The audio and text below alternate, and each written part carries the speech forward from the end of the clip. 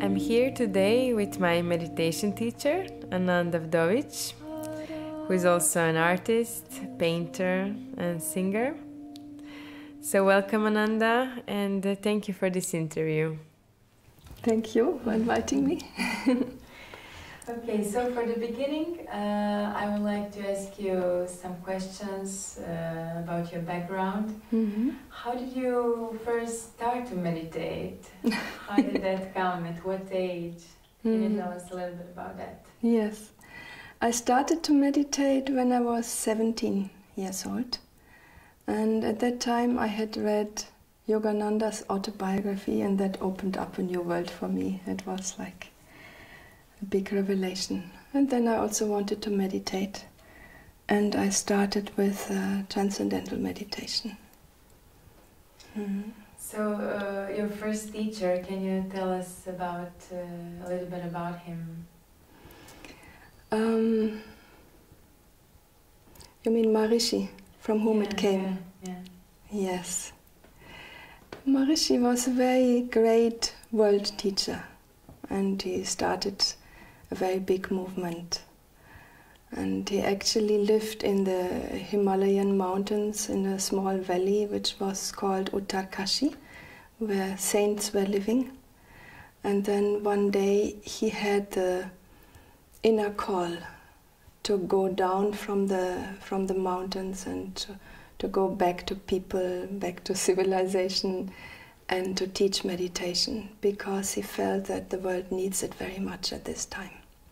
And then he came to the West and spread the knowledge of meditation all over the world. Mm-hmm. Okay. Where did you meet him? I met him in... So I started in 1970, and I met him 2 years later.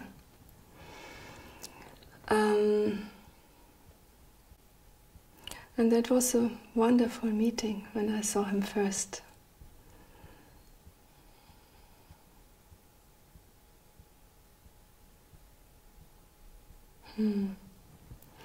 It was like, when I looked into his face and into his eyes, it was like time stopped, and there was just this one eternal moment. It was a totally different feeling of time, and the whole world disappeared as I saw only his face. And it touched me deeply. And he looked deep into my eyes while taking my flowers. And I don't know how long it lasted, but at some moment I thought, now I'm going to cry. and then he looked away. It was a very, very touching first meeting. And that is called darshan in Indian language. Mm-hmm. So how did the meditation change your life? In many, many aspects. Meditation changes one's whole life, and in all fields actually. And that is because in meditation you get contact with your own inner self. And having contact with your inner self, with a divine source in you, changes all aspects of your life for the better. So it changes health, it improves health, and did that for me also. And it changes your relationships for the better. It makes you a more relaxed, more calm, more peaceful, more happy person. And then when you radiate that outside, then naturally it radiates into your environment and your relationships change. And it also improved my art very much. It improves creativity and creative energy. Because what happens is that your consciousness is rising. If your consciousness is rising and you rise to a level of more energy, more calmness, peacefulness and happiness, and also more creativity and more intelligence, it will naturally affect all fields of your life. So it was improving my health, it was improving my creativity very much. And it also added, I should say, a divine dimension to my life. So before I meditated, I often had a very deep longing for the divine. That was very, very deep. And then when I meditated and experienced samadhi, which is the experience of the inner divine self, for longer times, it is very blissful and very fulfilling. And then practically a new world opened up for me. We could say meditation is the gate to higher dimensions. And then my relationship to the divine started, like a divine romance. And then all my thirst was quenched and my longing was fulfilled, and a deep satisfaction came.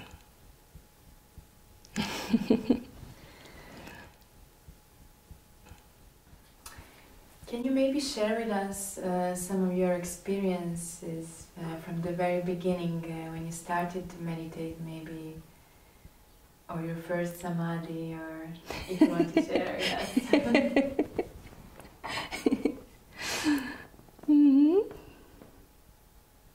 So when I started to meditate, already very soon after 1 or 2 months, I fell into deep samadhis, and sometimes I didn't come out before half an hour, 1 hour, or 2, 3 hours.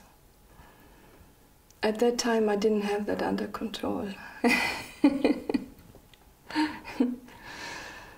And it was very blissful. Only sometimes the environment was a bit shocked. What is happening with her?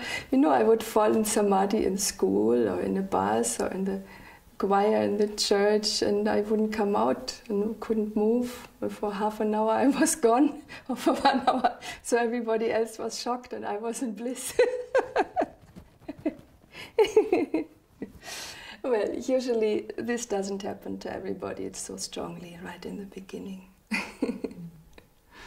It's because I meditated already in past lives. So. When did you realize what your life purpose is, and when did you realize that you want to be a meditation teacher? Soon, directly after the first samadhi experience, I thought, oh, this is something so good. I wanted to speak to everybody whom I saw in the street. I wanted to tell everybody, come, you must do this, you must meditate, it's so beautiful. And I really felt this urge to share this with the whole world. So, very short after I had learned meditation, I decided to teach that also.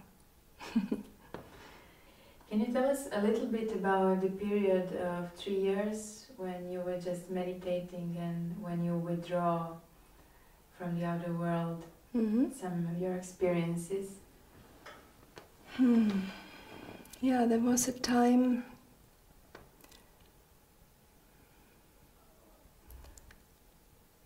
when the divine experiences became very strong, and when I also had inner contact with my master, Maharishi, so telepathic contact, which he also confirmed on the phone, because people didn't believe it in the beginning. And then I got a phone call with him and he confirmed everything. And at that time,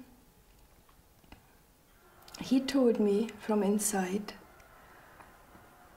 and also other divine beings visited me and told me from inside that I should go into a period of silence and withdraw from the world for some time.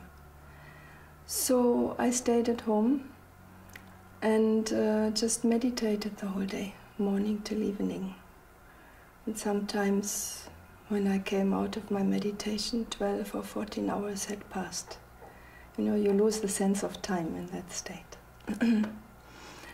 So for 2-3 years I was just living in my room like a yogi in a cave. And my husband, who was also a meditation teacher, he just prepared the food and put it in front of my door, and whenever I came out of meditation I would eat. And then write down my experiences and then go back into meditation. So that was my life for those years. And it was a very, very happy and fulfilling and blissful time. I was in heaven.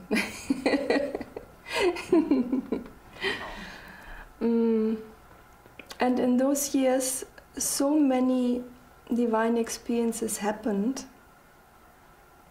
As I said, meditation is a gate to higher dimensions. You know, they open up.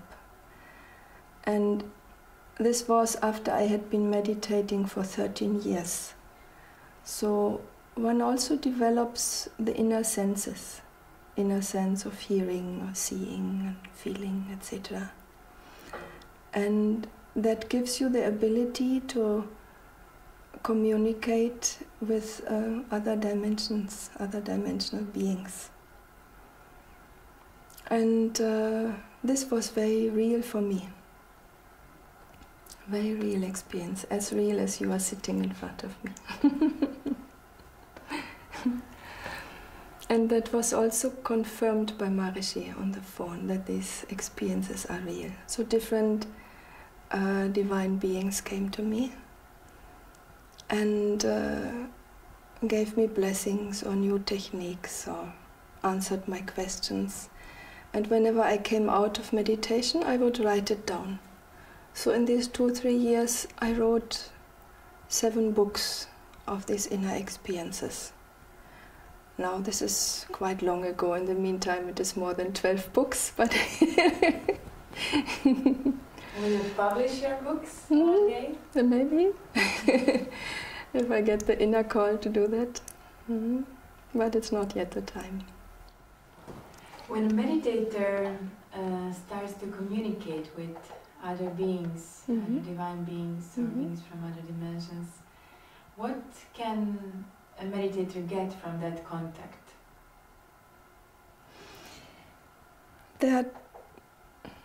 I should say there are 3 things which you get out of such contacts.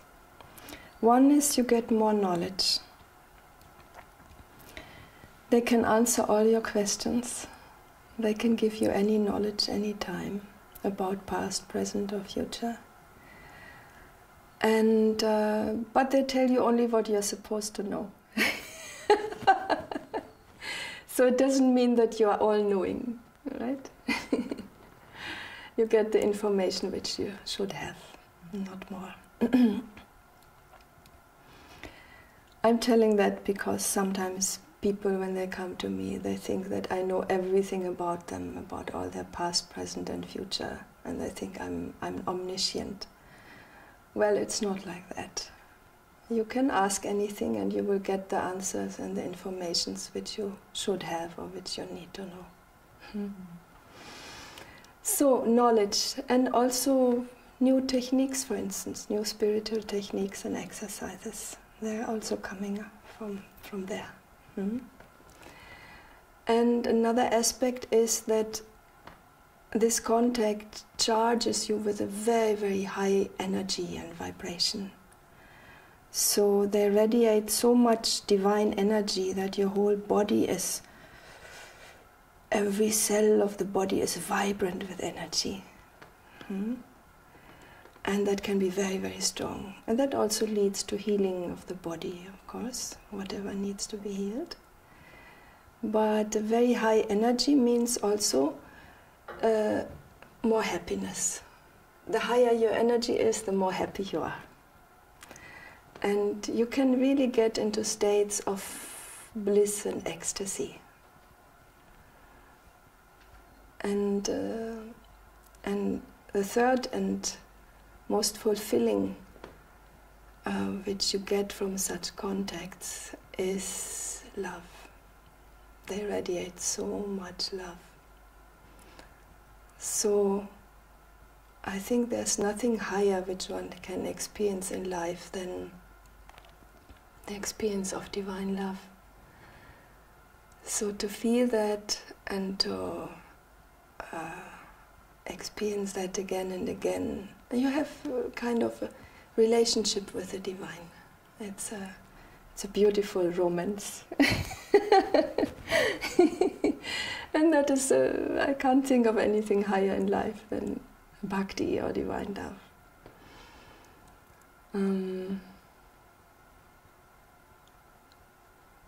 And I think that every human being at some stage, maybe not in this life, but maybe in some other life, when they are ready, they will experience divine love. And they will, if everybody will have their own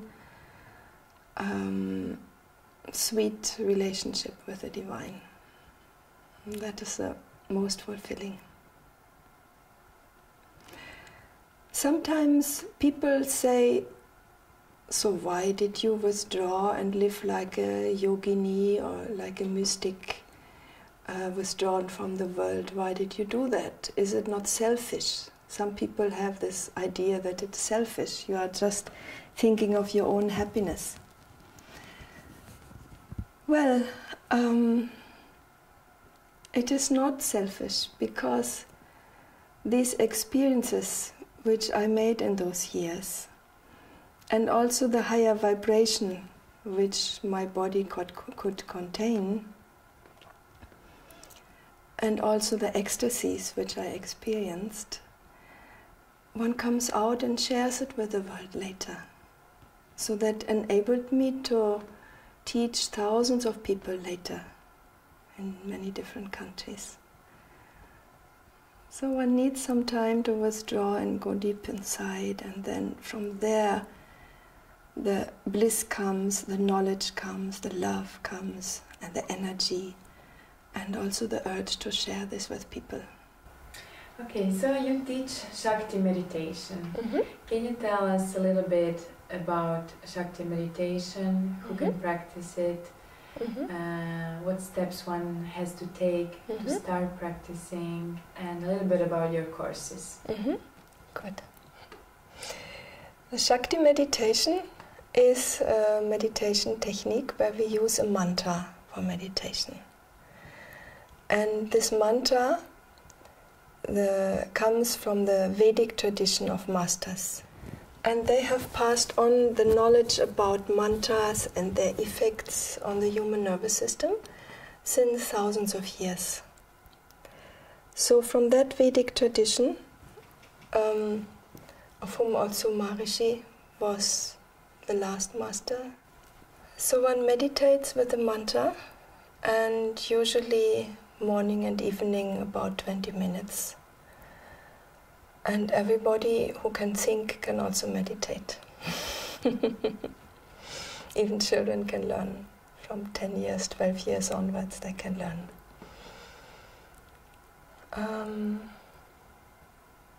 So what one should do to learn this technique? One can contact me or one of my trained teachers. One can have an initiation and get a mantra, and then one starts to practice. It's a 1 weekend course in which one learns this technique. Can you tell us about benefits of meditation? The benefits of meditation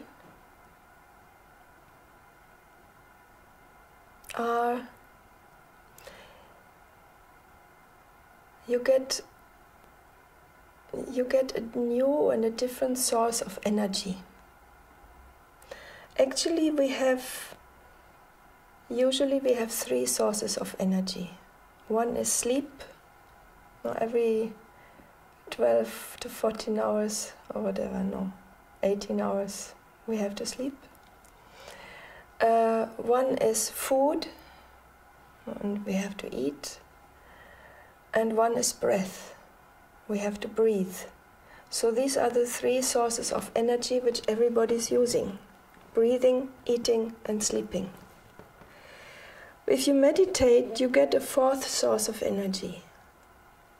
You get the energy of meditation. And that is the energy of the source of life, directly from the source of life.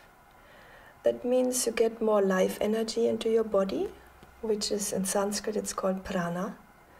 So you get more prana in your body, which gives you a higher level of aliveness and alertness and energy. And that's why it's also called SHAKTI meditation. SHAKTI means energy. And this energy goes in your body and in your nervous system wherever it is needed most. So it will flow in your body, it will start healing processes wherever it is needed. Should I give you one example of it? Sure. Yeah. So when I started meditation, I had a very bad spine, scoliosis, and I often had back pains. So this spine was not totally in place. And then when I meditated for some time, so much energy was flowing into my body that my upper body was hurled around like this, very strongly, very fast. And the spine would crackle and correct itself from the bottom to the top. And after a few years, they did an X-ray and found that the spine was perfect. Everything had changed and cured itself. And then no more back pains and all this. So that was quite amazing for me also, that the healing goes even to the grossest structure of our body, the bones. You know. And meditation, the energy of meditation can definitely heal and prevent all psychosomatic diseases, which are about 80% of the diseases. So we cannot promise that we will never fall ill again, but 80% of the diseases can be prevented or healed. That's a lot. That's good, yeah. And then not only physical health improves, but also mental health improves. Which means we practically dissolve in every meditation negative emotions, like fears. Many people today suffer from fears or panic attacks. Fears get just dissolved. And sadness, frustration, depression, anger or aggression. So all these emotions, which are not so nice to have, they get dissolved through meditation. They just get thrown out. This is what we call releasing stresses. So we become mentally more normal. Because I don't consider it normal for a human being to be stressed and angry and depressed. So normal health means to be joyful and loving and peaceful. And another benefit is that creativity grows. We discover our talents. If we know about our talents, the talents improve. And sometimes also new talents came up about which you didn't know that you have them. So creativity comes out. And of course, if you are more happy and harmonious with yourself, then you radiate that in the environment. Your whole family benefits from it, and the relationship with other people gets better.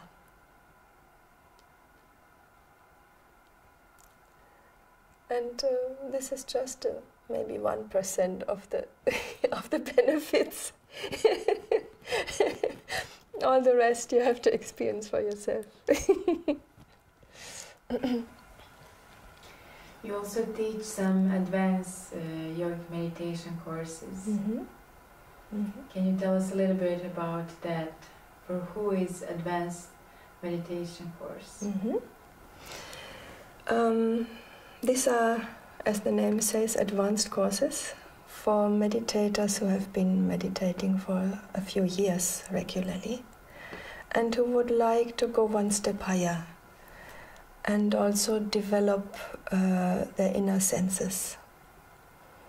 So for that is this advanced yogic meditation course.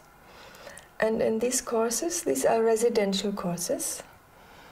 Usually we do it at the seaside on an island. On these courses we do about 6 to 7 hours of meditation every day. Well, or let's say meditation in exchanging with yoga asanas, pranayamas, meditation, rest. So this is one part, and that we repeat, and we have it about 6 to 7 hours, this program. So these advanced yogic meditation courses, one can take either 1 week or 4 weeks, whatever the time allows. And if you can do this for 4 weeks in a row, it is very, very powerful. And on these courses I also teach advanced techniques, which are from the Yoga Sutras of Patanjali Yoga Sutras. These are different techniques which develop yogic abilities. And this program is a very powerful program in which people experience higher states of consciousness and samadhis very frequently. So it deepens your experience. And it also opens up, as I said, higher dimensions and higher spiritual experiences. So last time when I was teaching this course, you were also there. And at the end of the course participants said, "Oh, we should call this enlightenment course, isn't it?" Well, I won't call it enlightenment course because that creates too big expectations in people. And one cannot promise anyone, "Oh, you will get enlightenment through this."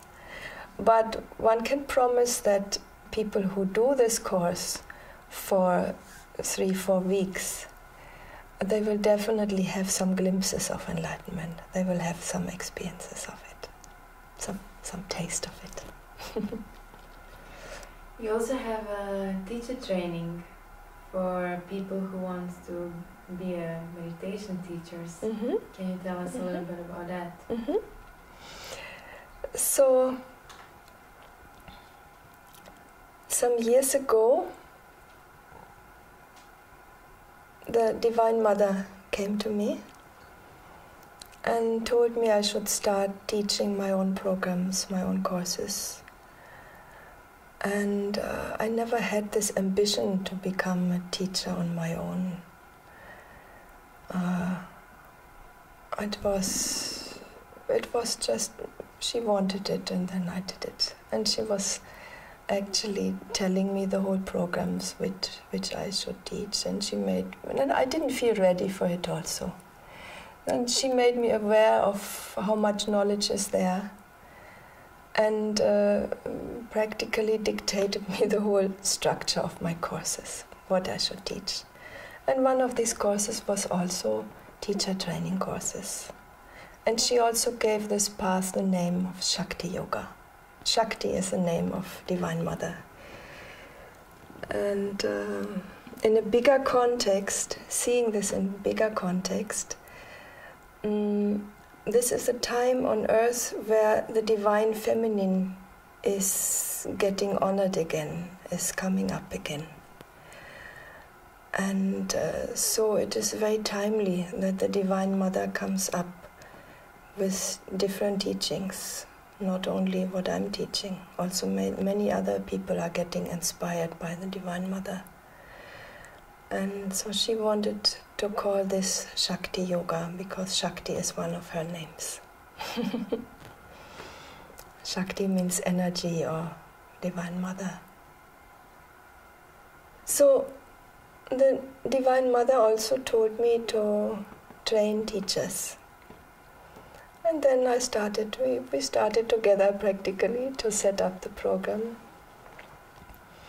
And I'm quite happy to do that, because I know that there will be a very, very big demand for meditation teachers in the future. You see, 40 years ago when I started teaching,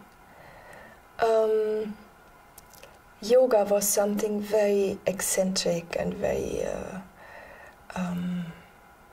exotic. And when you told anyone I'm teaching yoga and meditation, they thought, oh, what is this, you know? And now yoga is totally in. So many people are doing yoga, and they have noticed that this is very good for health. Same thing is going to happen in this century with meditation. So meditation is going to spread until probably at the end of the century, almost everybody will meditate. So there will be a very big demand for meditation teachers. And I'm quite happy to take care and to help to fulfill this demand. Mm-hmm. That's a good news also for the earth. Yeah. That will change the... how to say that in English? The face, yeah. That will change the face of the earth when people meditate. There will be an age of peace and happiness. So your next course will be on the island of Rab in May. Mm-hmm. For who is actually that course? Who is welcome? This year in summer, from end of May till end of June, for 4 weeks, I will have 2 courses going parallel on the island of Rab in Croatia, a beautiful island in the Adriatic Sea. And one course will be advanced yogic meditation course, where people can come who have done a few years of regular meditation. And if they are mentally healthy and physically quite okay, then they can join that and take these advanced techniques. And this is a big upliftment, a big push in the evolution for them. And the other course, which will run parallel also, is the teacher training course. And there people, they also do this meditation program together, 6 to 7 hours per day. And these are people who have been meditating since many years, who have had their experience and who feel that they would like to share this knowledge with the world. So they will be trained how to give introductory talks, how to teach meditation, how to do this little ceremony in Sanskrit which we do when we start teaching, and also how to check a person's meditation and help them in their spiritual path. So all this will be learned or taught on this course. Can someone who has been practicing some other meditation techniques come to your courses? Yes, that is perfectly okay. We have people in the courses who come from different directions and different masters, and who have learned different kinds of meditation. But it should be a meditation with a mantra. So any meditation regularly at home with a mantra is good for taking these advanced courses or becoming a teacher. So my name is Vera Atlantia. I met Ananda in, I think it was 2014. And I was at this time, I was teaching a course at the Academy of Visionary Art in Vienna. I'm a painter and art teacher. And I got in contact with Ananda because I really loved her music. This sacred chants of Devi is so divine and beautiful and uplifting, and I wanted to use it for a recording of a meditation that I was doing offering at this academy. And so I asked her, wrote her an email, if I can use this recording for this meditation. And she wrote back, and she was very excited that I was an artist, because she was a painter herself. And so very soon she came and visited us, and she was sharing the mantra meditation with me. And up to that point, I had been meditating with a Buddhist practice called Vipassana, and I wasn't completely satisfied with the technique. It seemed to require a lot of effort to do this practice. And so she initiated me into the mantra meditation. It was like immediately like such a deep dropping in with this practice. It was much shorter time needed for this practice, but very soon it showed effect of more clarity, more peace, more happiness, and it allowed for a very deep dropping everything. Can you tell us a little bit about your experience on TTC? So you finished the TTC course with Ananda. Can you tell us how was that for you? What did it change? Do you teach meditation now? Yes, so I took the TTC, the teacher's training, in 2015. It was the first course that Ananda had offered in this kind, and I was very excited to be part of this, because I had felt after a few years of this practice with the mantra that it's really a very effective tool to purify the mind and to come into a very deep state of transcendence and relaxation. So I was very happy that she was offering this course. And this course really, it's a life-changing experience. And because for this couple of weeks you are fully immerse yourself in this just meditation and yoga, breathing exercise, and lots of chanting. And you have almost no distractions. You know, you're not online or on the computer. It's just like really a time very precious time to just be with yourself and focus fully on yourself and on that which is essential. And in Sanskrit there is this beautiful term of sadhana, which means eternal wealth. So all this spiritual practice is like a wealth that stays with you forever. And so this was very, very beautiful and profound time. And actually it was the most fulfilling time spiritually for me up to that point, because you go so deep, and with Ananda's guidance also, which is very professional and divine at the same time, you can go very deep in yourself. And so it was opening up states of transcendence and ecstasy which I had never known before, that it was even possible in our capacity to feel so blissful, and really to enter a state where you are not in your mind, you don't have troubles anymore, you don't have doubts, there's no fear, it's just the purity and silence, purity of mind, which is very, very powerful and beautiful, and a great opportunity to go on this course,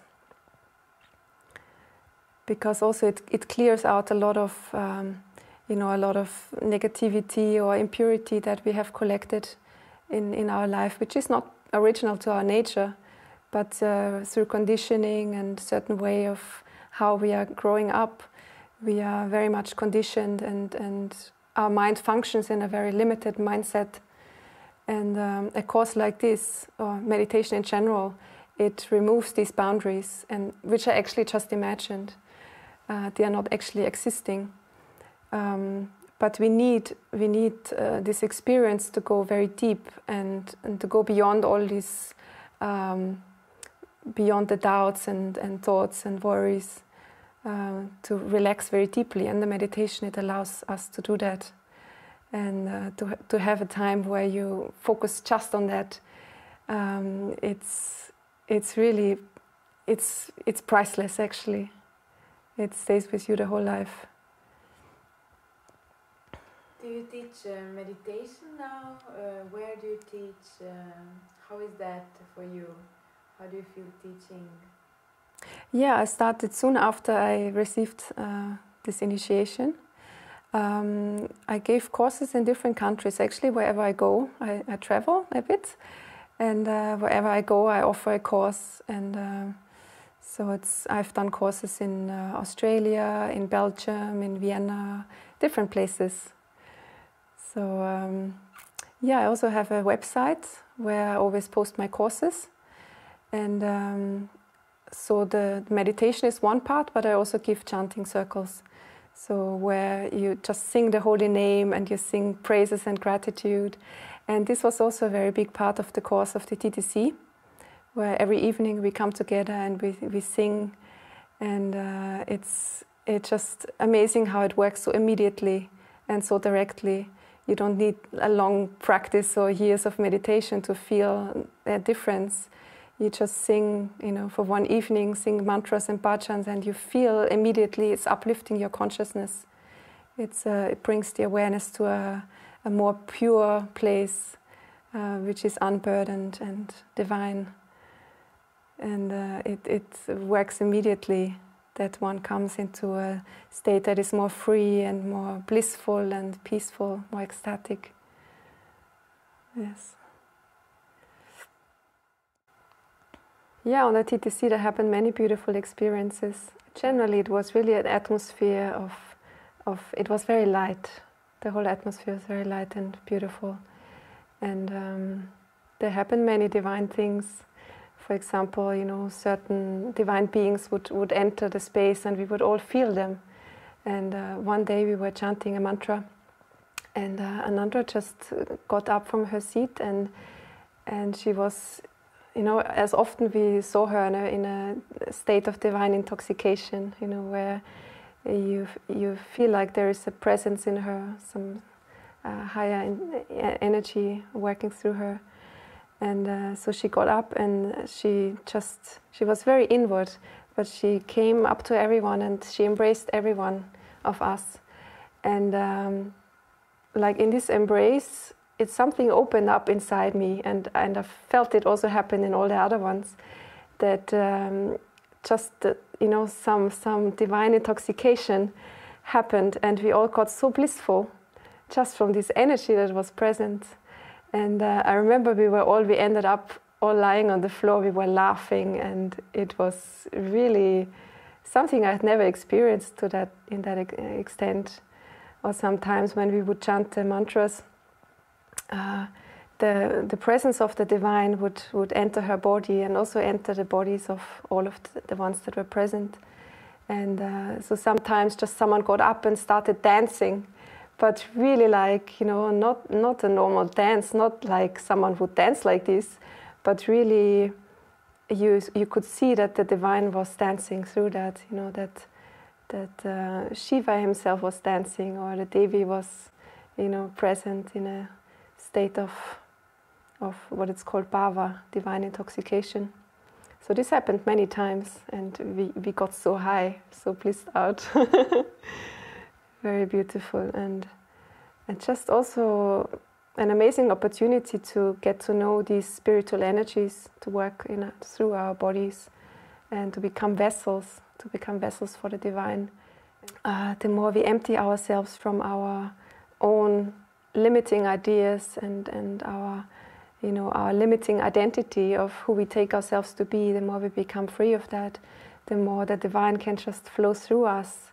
And we become like an empty vessel, where the divine comes and descends and works through us.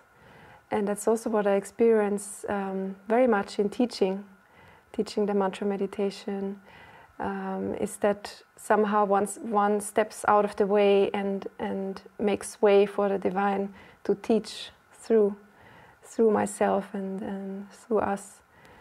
So, and with this one enters a state of grace. It's like, okay, I step out of the way with my little ego and I just surrender to the divine that's working, and that's doing the actual work. So it's a great joy to teach, and I feel it's always one, sharing this knowledge. One enters. It's actually a gift for the teacher as well, because one enters the grace of the teacher, the greater teacher who is working through us. So it's always very uplifting to share this knowledge. Yes. What is happening on the earth at the moment energetically? Can you share some advice or some thoughts? We are living at a very interesting time. You know, for many thousands of years, humanity has not changed very much. But this is a time where the earth and its populations and its humanity are ascending to a higher level. And so our DNA is getting upgraded and we are changing in a very, very super fast speed. And this is very good. So we are actually very lucky to live in this time. And huge, big changes are happening. You can find a lot of material about 2012, and that at this time, in December 2012, the Earth was rising from the 3rd to the 4th dimension. Now it means the Earth is rising in vibration, and the whole humanity is rising in vibration. And that means a new age is going to come. We are just at the beginning, at the verge of a new age, in which peace and prosperity will be on the earth, and spirituality. Maharishi spoke about this age and called it the age of enlightenment. He said, we are at the dawn of the age of enlightenment. But such a shift of times is also always a very delicate time in the life of a planet and its beings. A very, very, very delicate time. Anything could happen. A lot of changes are happening. So it needs a lot of divine support. That's why many divine beings have come and are spreading spirituality all over the world to help humanity rise up. And Maharishi also spoke about some difficult times which are coming up for humanity. And he actually said once, I don't want to create fears, it's not necessary to be afraid, but he said humanity will change and only the righteous people will survive.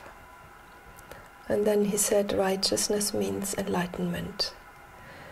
It doesn't mean you have to be fully enlightened all around the clock, but it means at least you have to be in some way on the spiritual path and open for spiritual knowledge and trying to find yourself. And that is the reason why people are getting more and more open to spiritual knowledge. So big changes are going to come. And if somebody would like to know more about the future, I would suggest to look into it. There are prophecies of, for instance, Peter Doinov, or Deunov, I don't know exactly how you speak it. He gave some prophecies also about an age of higher consciousness and peace. So a golden age coming for humanity. And also some prophecies of the Indian palm leaf readers. You just Google palm leaf predictions or prophecies. And a German prophet called Alois Irlmaier. So if you want to research, you can find much more there. Also how to prepare for these times. But the best protection and the best preparation is to be in spirituality. Mm. So you're also an artist. Can you tell us a little bit about your paintings, about your path as an artist? Mm-hmm. When did you start painting? Mm-hmm. Who do you paint the most? And what do you paint the most? That is one of my favorite subjects also. When I was 5 years old, I mean, every child paints and does some, expresses its creativity. And often later on this gets neglected. But when I was 5, I told my parents I want to become an artist. And I always had this feeling inside that actually I'm a very good artist. That was totally natural for me.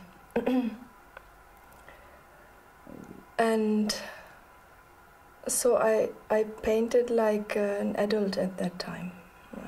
I was a child prodigy.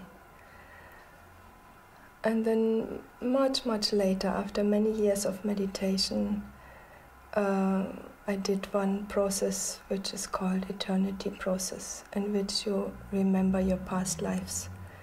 And there one lifetime as a painter came up, a Renaissance painter in Italy. So that was always part of my nature to paint. And I paint what I enjoy most. And I think every painter does that. Every painter paints what they express, what they love most. So whatever you love most, you paint that. And I started first with Madonna paintings. And this is like a continuation of what I did in the 15th century in Italy. I was a famous Madonna painter. Sometimes it was quite interesting that other artists saw my paintings and said, "Oh, this looks like from this painter in Italy," Renaissance painter. So they recognized that similarity. And later on, I got more and more interested also in Vedic philosophy and Indian culture, and then also the experiences with the gods and goddesses and divine beings happened. Then I painted them. So according to my visions, I'm painting that. Can you tell us maybe one of your experiences while painting the divine? When I painted this Divine Mother, she is called SHAKTI Devi or Para Shakti Devi, means the highest, the one Divine Mother which contains in her all the Divine Feminine, all the forms of Divine Mother. So at that time I was in India, in an ashram from Art of Living, and my guru, Sri Ravi Shankar, at that time, he had asked me to paint the Divine Mother in all her forms, all in one. So I did this painting according to his commission. And while I was painting her, I had inner contact with her, and she was practically dictating me the whole painting. She was telling me when to start, when to stop during the day, what I should paint today and how to do it. And her presence in the room was very strongly felt. Sometimes people came in while I painted and they just fell on their knees and started to cry because her presence was so strong. And this happens to me also sometimes when I paint.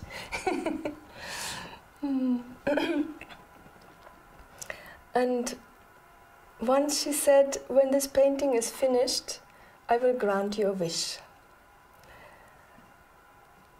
And at the end of the painting, when it was finished, she said, okay, now it is done. What is your wish? So I told her my wish, and it got fulfilled. And then she said, whoever prays to me in this form, I will grant their wishes, if it is good for them. So I also call her the wish-fulfilling Devi. So some people who have this painting or this print in their home, they also told me afterwards that some of their wishes got fulfilled. And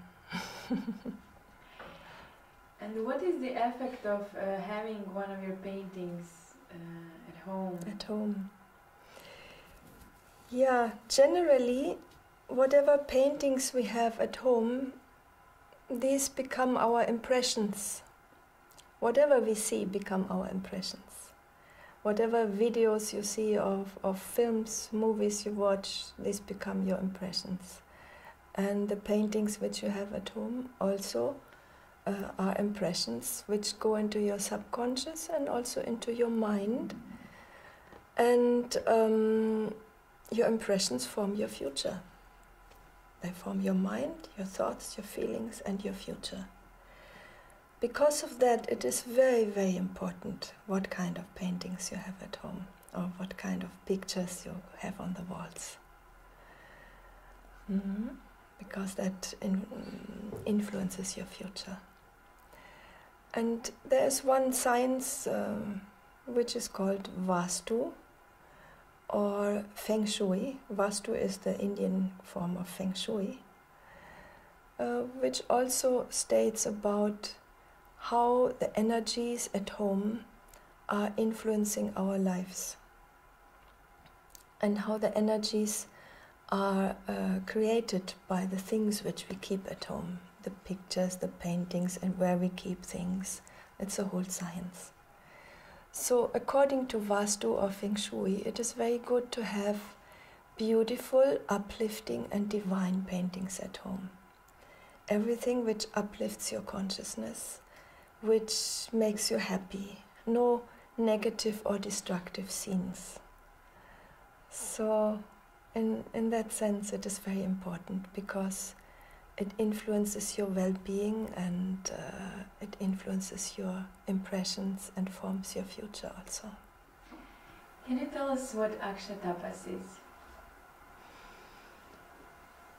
Akshatapas is an exercise which I started doing spontaneously, practically from the beginning of my meditation. And what I did was I had a photo of my master. We can see it also behind us, this photo of Maharishi. And I would sit in front of this photo and look at it and just gaze into his eyes and have an inner conversation with him. Or rather, I was concentrating on him. And I would just spontaneously tell him everything which came to my mind. Whether it was happiness or gratitude, or whether it was some desires, or whatever it was, whatever came to my mind, I used to tell him. Wishes or fulfillments or whatever. And after some time, the prayer stopped and the words stopped, and it was just a spontaneous flow of energy between me and the painting. So my love was flowing to the painting or to the image, to the picture, and I felt some energy coming back from there. So there was a circling of energy, an exchange of energy, and that made me very blissful. And I did this for a few years, and then one day, when I had this kind of inner conversation or prayer, we can say, one day he answered back. Now this sounds very strange for some people, but it is nothing else than telepathy. And at that time, some people thought that I've gone mentally crazy. And I said, okay, so the only one who can decide whether this inner contact is real or not is Maharishi himself, so we have to ask him. And then my husband and I, both of us, we got a phone call with Maharishi where he confirmed everything. He confirmed my inner contact with him and also the experiences with the higher beings, the gods and goddesses or angels, however you want to call it. And afterwards he told some people there is a new experience in the movement which will bring about a new era for mankind. So that was in 1983. And then more and more people started channeling. Channeling is nothing else than telepathic experience with some other higher beings. You're also a singer. Can you tell us a little bit about your music projects, about your CDs? Yeah, this just happened. It was not planned by me, but one day Divine Mother told me to learn some chanting, the Lalita Ashtotram. And I happened to be in India at that time, and there was a Pandit who taught me chanting, because the pronunciation is very important.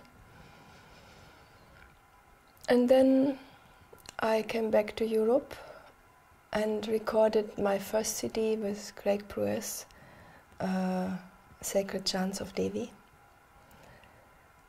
And then later on I recorded more CDs with my husband, who is a musician. And what came out was Durga mantras for protection and mantras for a happy life. And now we are working on another CD. How important is the pronunciation of mantra? Very important. Because in Sanskrit, the sound and the meaning are identical. And if you make some pronunciation mistakes, or even the emphasis is on the wrong syllable, then the meaning changes. So it's very important to pronounce it correctly. But you also teach people chanting on your courses, right? Yes, I have one course which is for mantra chanting. So there are mantras for meditation and there are mantras for chanting. And in these courses for chanting mantras, we learn different mantras for different purposes. Mantras for success, mantras for health, mantras for wealth, mantras for happiness, mantras for protection, mantras for enlightenment, many different mantras, even mantras for purifying water. And the most important ones of these mantras from the mantra course, which most people want to know, mantra for happy relationship also, happy marriage and happy love. So these most important ones we have put on this one new CD, which is called Mantras for a Happy Life. So this is practically like instead of taking the course with me, which not everybody can do, if you're on the other side of the world, right? You can learn these mantras from that CD. Gam Ganeshaya Namah Gam Ganeshaya Namah Gam Ganeshaya Namah Gam Ganeshaya Namah Om Gam Ganeshaya Namah.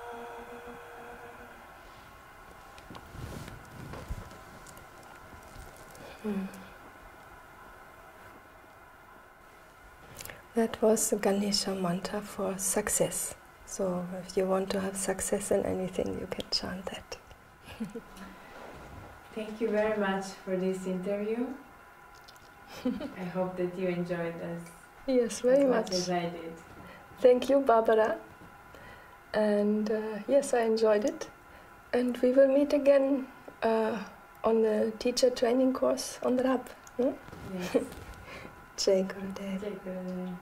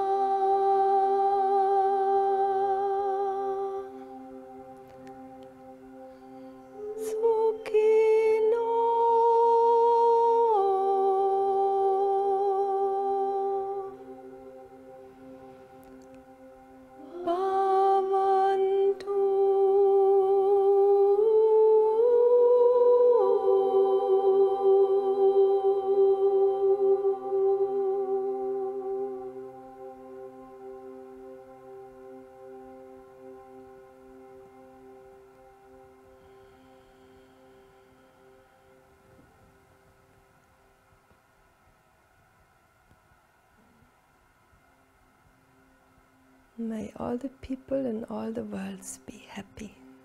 That is the meaning.